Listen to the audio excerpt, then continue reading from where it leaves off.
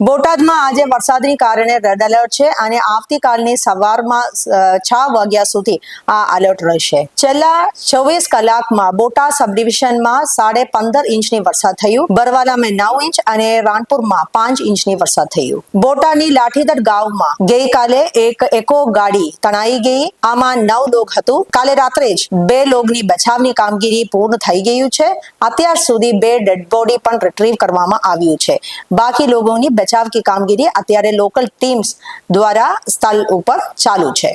NDRF ની ટીમને પણ હું રિક્વેસ્ટ કરી દીધું છે અને આ ટીમ પણ ટૂંક સમયમાં રેસ્ક્યુની કામગીરીમાં જોડશે. ગદરાની પીપરિયા ગામમાં 10 થી 12 લોક ખેતરની વિસ્તારમાં ફસાઈ ગયું છે અને લોકલ ટીમ્સ દ્વારા એમને પણ બચાવની કામગીરી ચાલુ છે. પ્રિકોશનરી મેશર્સની ભાગરૂપે બરવાલા તાલુકામાં કઈ વિસ્તારમાં ડેમની સપાટી વધી ગયું છે અને ઓવરફ્લોની સંભાવનાને કારણે 40 લોકોને સ્થળાંતર કરવામાં પણ આવ્યું છે અને લોકલ જો શાળાઓ છે એમાં જ્યાં સ્થળાંતર કર્યું છે આમાં રહેવાની અને ખાને કા પણ વ્યવસ્થા કરવામાં આવ્યું છે.